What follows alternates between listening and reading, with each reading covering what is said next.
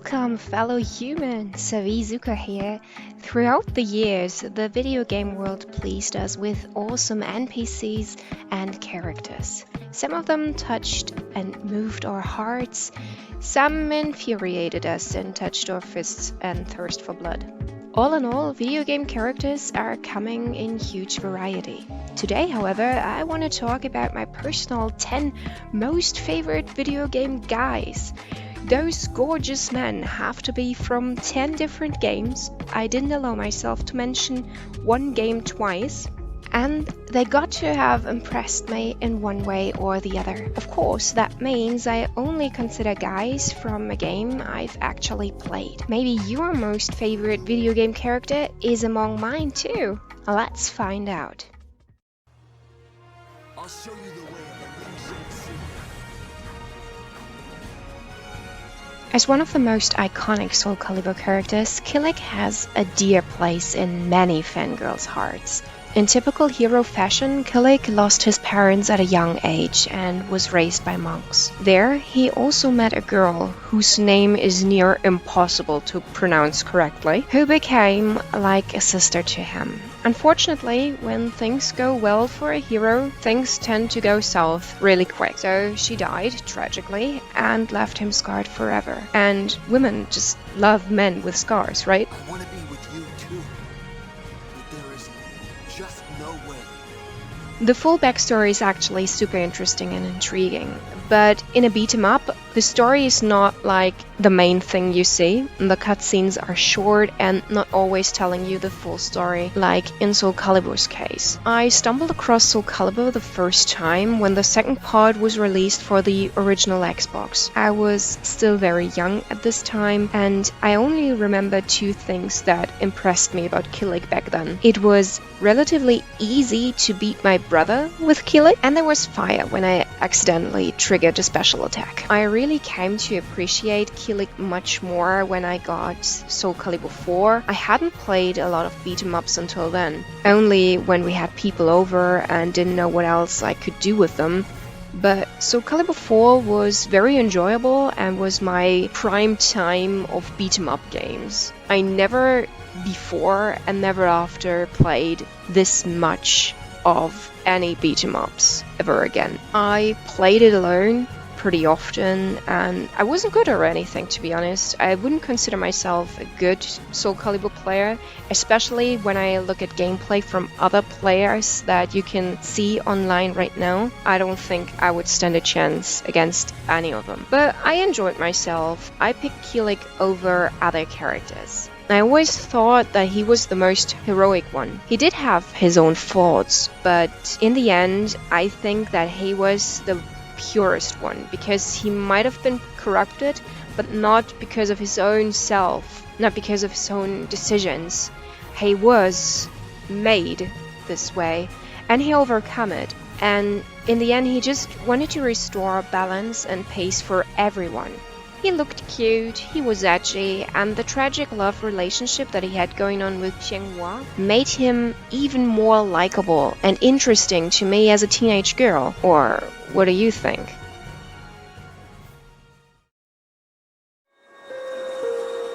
That's great. I'm sure you can do it, Marta. I wish there was something that I could do to help out too. Always been a fan of anime and games, and combine that and you get JRPGs. And I really love playing those. However, for the longest time, I've never played any games of the Tales of series, which is a shame, really. Tales of games used to be hard to get. They weren't really advertised and rarely translated. Back then, my English wasn't as good, and I couldn't play the famous first part of Tales of Symphonia. But I played the second one first. And so I entered this world of the Tales of series with Emil, a young man that was first introduced as a wimpy guy that is bland and friendly just for the sake of it. Emil evolved though. Out of his 60-hour journey, he went on with Marta and learned about the world and himself. He was no coward in the end, but he was strong-willed and powerful. Yet he did his best to keep his kind heart at the right place.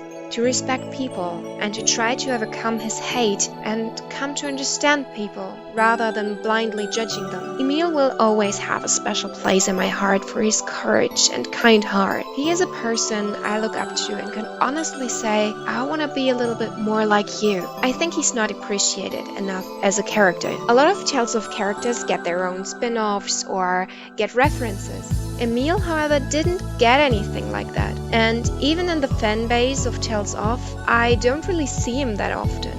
Even fan art is not that easy to find. So I think he deserves my number 9 spot just to give him a little bit more appreciation. Commander Shepard, Garrus Vicarian. I was the officer in charge of the CSEC investigation into Saren. It's no secret that BioWare ruined men. BioWare men are impossibly perfect.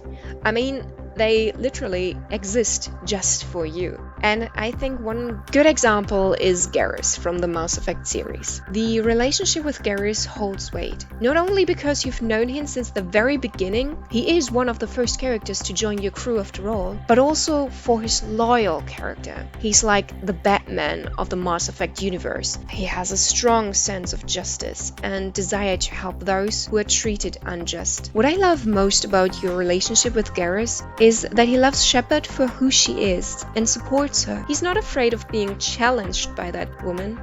He respects her and looks up to her, while giving his best to be there for her when she needs someone. And as a side note, for some reason I really like his wacky, awkward flirting attempts. He's so bad at it that I gotta love it. Just look at this idiot. If you were a Turian, I'd be complimenting your waist or your fringe, so your hair looks good, and your waist is very supportive. Aww, Garrus.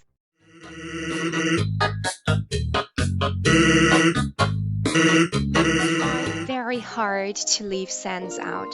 I really did, because he seems like an odd pig, but every now and again, I get back to Undertale music and think, yeah, I really liked that game. I liked it when my YouTube page was Undertale only, and so I just had to include Sans. He's not attractive in the way the other characters on this list are, but he's such a mysterious and strong enemy that makes him really stand out to me. I never played a Genocide Road myself, I only encountered it or watched it, but honestly, Sans is extreme. I enjoyed Sans' character most for his potential, what the community developed out of the little things that they got from the game. And because Sans was that mysterious in the game, he could literally be anything, from a love interest for Frisk to his own main character. I also have a knack for puns. I think puns are smart humor, and puns added to the internet in Undertale fan art, fan posts, and so on just made the world a better place for me. So Sans, thank you for that. And if you have any good puns for me, give me the good stuff. Please not distract the doctor while he has my chest cut open. Yes, that would be helpful. I pulled a tricky one on ya. You see, Bigby Wolf is actually not a video game character, but was originally taken from the comic series Fables. But since I first met him in the Telltale's adaptation, The Wolf Among Us, he counts as a video game character for me. And without the game, I would have never picked up on the comic series, I don't think. Bigby is the bad cop. He was the worst. He was the big bad wolf. But now he hunts the bad guys and delivers justice until he realizes that the system is broken. The perfect anti-hero, I tell ya. The game itself is kinda mediocre, but I really liked Bigby as a character, especially when he switched between his softer self around Snow White and his harsh and brutal self when dealing with the bad guys. It is the expectation of a kind heart and the hope that he will show that keeps you believing and interested in him. But you only get a little taste of it until he closes up again. You were just trying to protect them. Yeah. This tension between good heart and brutal action is intriguing and makes you wonder and think about him. If you haven't played The Wolf Among Us yet, now, just before the second part drops, is the best time to do it.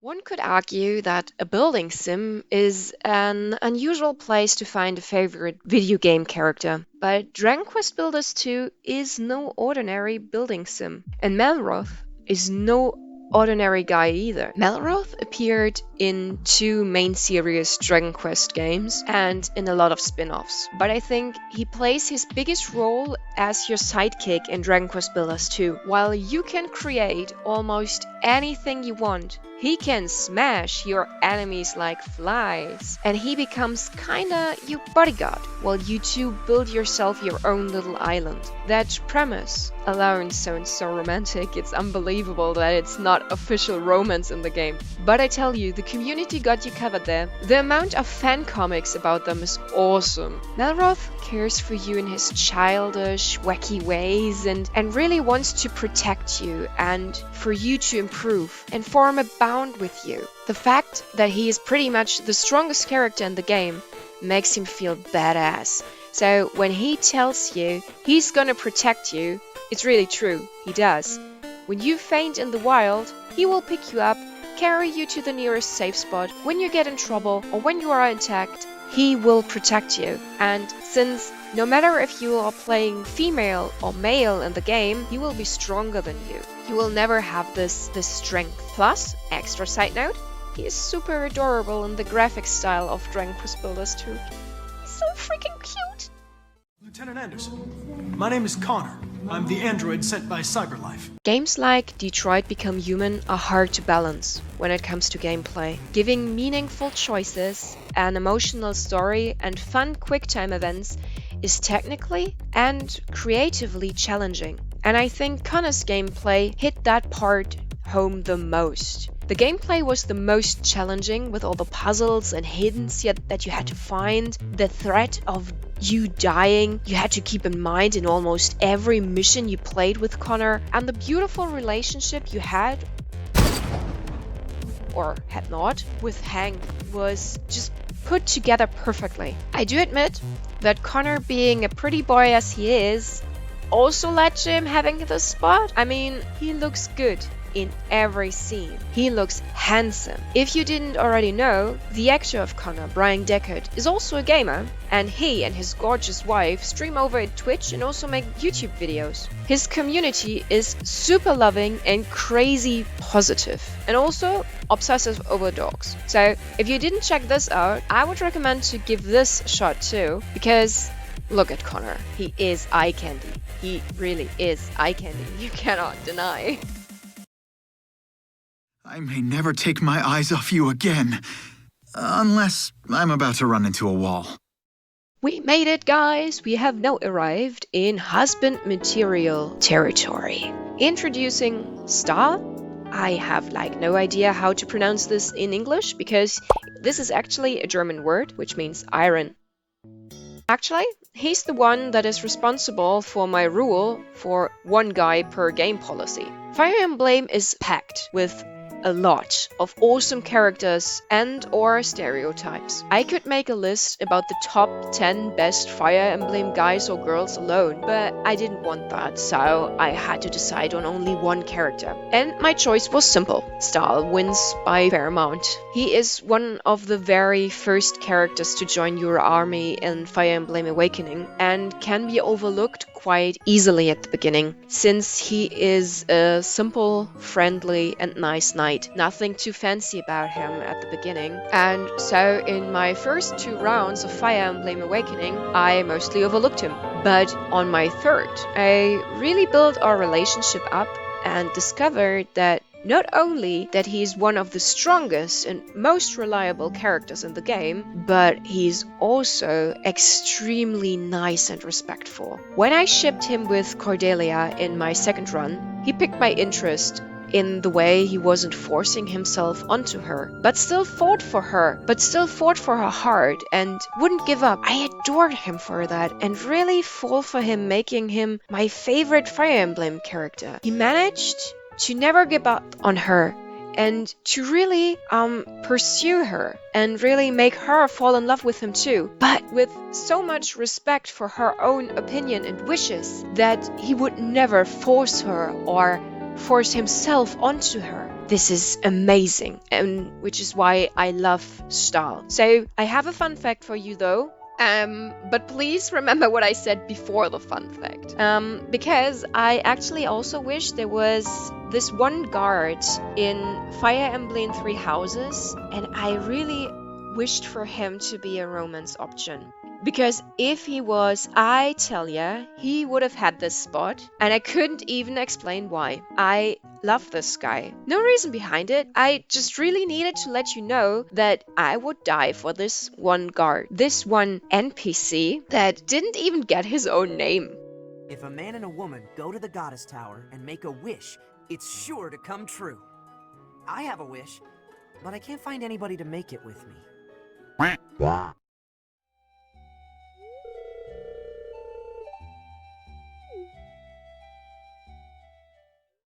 In a lot of games, you can tell how popular your romance choice is by searching for fan art. And compared to Sebastian or Shane, there's only a few fan art pieces in between when it comes to Harvey. And I never understood that.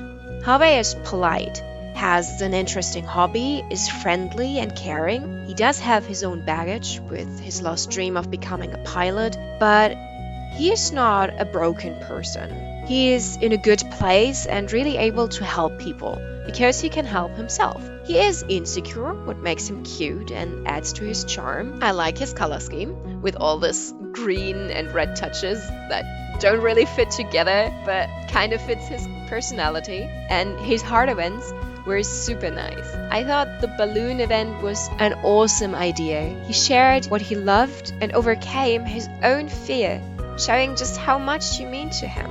And that is just adorable.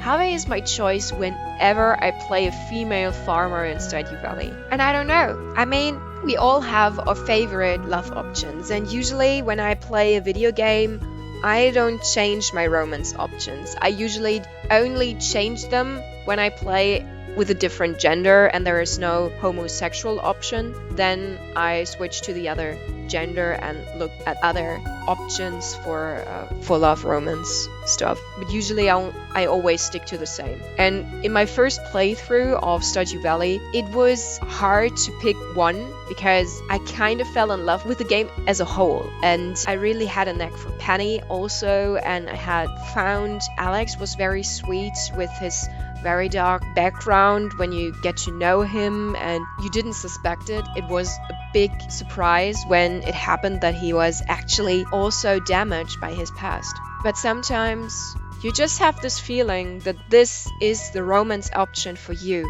and Harvey is just my romance option for Stardew Valley. I don't know, there is just no other option for me. He is it, and I cannot explain. Maybe this is what I would call video game love.